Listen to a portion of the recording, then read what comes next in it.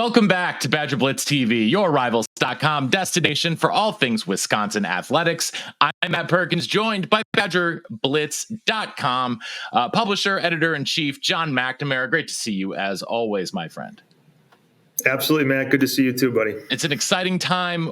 Week one is finally here. Wisconsin with a Friday night game to open the season against Western Michigan. John, we've got all sorts of content here on BadgerBlitz.com on the site. Everything is covered for the weekend. I guess, John, I'm going to ask you a pretty open question. What are you most curious about or most curious to see in the Badgers opener?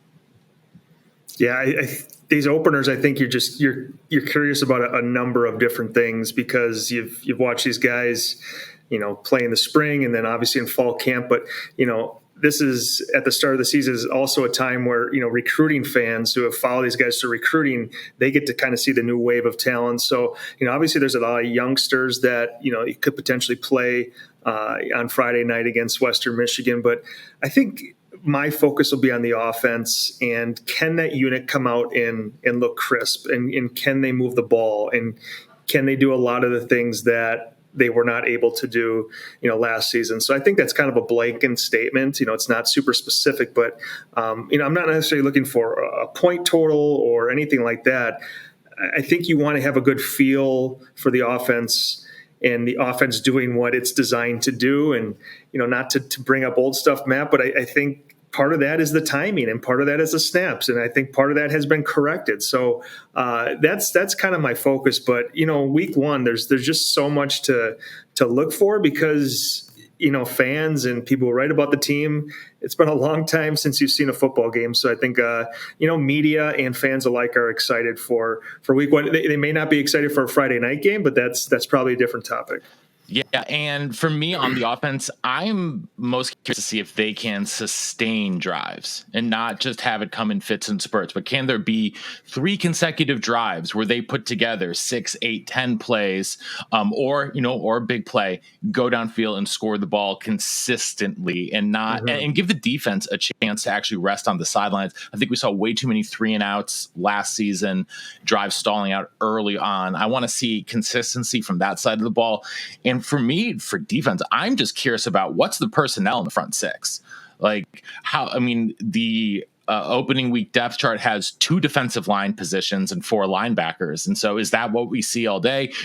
How often do we see 3-man defensive fronts and which guys are actually getting snaps on the defensive line? Because with the injury to James Thompson Jr., it is, if it wasn't already, it is now far and away the position group with the most question marks. And that's saying something considering the tight ends. Yeah, without a doubt. And you mentioned the depth chart, Matt, and last year's depth chart. And, you take as much as you want from the depth chart, but last year they had 3 defensive linemen listed on the depth chart. The biggest change from last year to the depth chart that was released on Monday was there are 2 down linemen listed. Now, you could ask the question that we don't know the answer to of, had James Thompson Jr. been healthy, would have been 3? I would probably say no. I think this is probably where this defense wants to go, even though we hear a lot of 3-3-5 that maybe is in the future. But I think just in terms of their personnel right now, 2 defensive linemen might be what you see most often. And it's something that, they obviously used last year and I think they're comfortable with. But, just in terms of personnel, that might be what you see the most.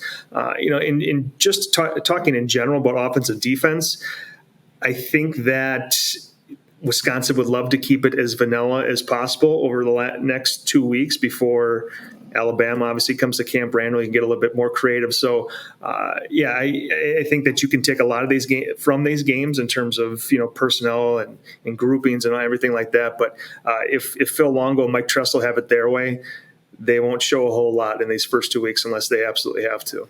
And that might be a little tough against Western Michigan, who does have a decent running game. And has a strong back, probably the best position player on their squad is that running back. And so can they hold up with 2 defensive linemen against a team that's going to try to run the ball? Right. If you are a big underdog coming into Camp Randall Stadium, you want to shorten the game as much as possible, probably run the ball. So it'll be curious to see, and how many guys they rotate through there. Do we see a Dylan Johnson in there, getting snaps? What does it look like even beyond the top 2? Because they're going to have to play 6 defensive linemen. Yeah, I think you'll see 5. And Dylan Johnson now I think is that 6. Do you see him in week 1 or do you see him in week 4? Luke Fickell said on Monday, look, he's going to play. So if you saw him play 7 or 8 snaps against Western Michigan, that would not surprise me, because I do think he's going to play this year. And if you think he's ready, I think Friday's a great opportunity to get his feet wet a little bit. Bernie and I talked about this on our podcast this week. How many kickoffs out of bounds do we see? Man, I'll say 0. I hope so. But maybe the juices are just flowing a little bit too much, and that opening kickoff sails the sidelines. I don't know. It's a long time to, that Friday game, especially it's an 8:00 game. So not only have you not played in months and months and months, you got to sit all Friday and then come out and it's a night game. So maybe that first kickoff, just because of the juice and the nerves, goes out of bounds, but maybe they settle down after that. Well, and it is Gavin Lamb who will be taking the kickoffs on that. So we will see how that plays out. With the Badger game being on Friday, though, that makes it a little bit tougher to both get prospects in to visit the game, because they are a lot of guys are obviously have their own Friday night games if they're in high school still, and it makes it tougher for you to go to any games this weekend. But I want to start with you because I know you are going to see Cooper Catalano tonight and his Germantown team. What are you looking forward to there? Just a chance to see Cooper again in his senior year. He's someone I saw as a sophomore, someone I saw as a junior last year, and now, obviously his last season, a 4-year varsity guy. I don't think he's going to do anything that's going to, blow my socks off, only because I'm pretty familiar with the type of player that he is. But, Germantown had a big win in week 1, and, this team looks kind of poised to do a little something. Obviously, it's still a little bit early, but, what can he do from that linebacker position that's a little bit more unique, different than last year? I don't know what you're going to see, but look, he's also going to, I'm anticipating him to play a little bit running back too. So, what kind of juice can he give you on that side of the ball? So, just a really, really good high school player going into his last year, obviously going to Wisconsin. So, just a guy that kind of quietly racks up, 12, 13, 14 tackles each and every game. And that's why we talked about him is he's probably in line to break the state's, career tackle total. So I hope to get out and see him today, and he's probably going to add to that total and eventually break it if he stays healthy.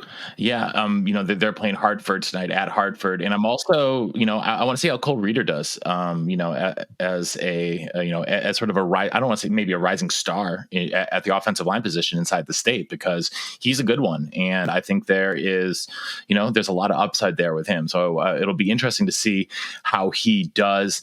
There's a couple other games of note in the state this weekend on the high school football front. Kimberly Bayport is one that really sticks out, with Kimberly number 4 team heading up to Bayport. I think a lot of eyes will be there this weekend, but what's on your radar? That game certainly going to be a good one. Kimberly perennial power, Bayport maybe just a tick below that, but they're consistently in the playoffs. They're consistently producing, Division I football players. So that should be a very good game. Then you turn to Friday. Arrowhead Homestead is a game. I know Homestead dropped their opening game, and Arrowhead looked very good in their opening game, but those are two kind of perennial powers, going at each other again.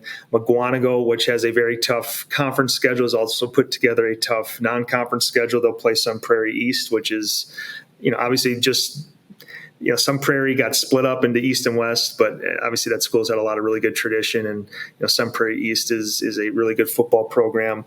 Go a little bit lower, St. Joe's, St. Cat's down in the Racine, Kenosha area, two kind of Division 5-ish schools going head to head. So a lot of good games on the docket this week, and obviously it's non-conference, so it's just kind of a tip of the cap to those programs that go out and seek really intriguing non-conference matchups. Franklin Brookfield Central is another really good matchup after Franklin played Catholic Memorial week 1. So it's fun to see.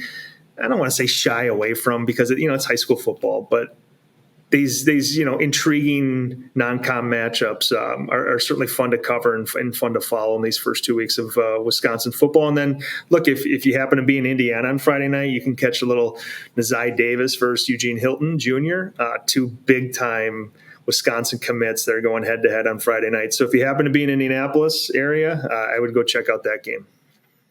That would be a lot of fun. Hopefully a lot of passes thrown in that one for two guys who will be catching the ball for the Badgers. There are, though, there's a handful of guys coming up to Wisconsin this weekend, 2026s especially, coming to visit. I think one guy that's really interesting to me is Kamal King, and I believe one of his teammates is coming as well. I can't remember the name off the top of my head. Up to the game, Dominic Turnbull.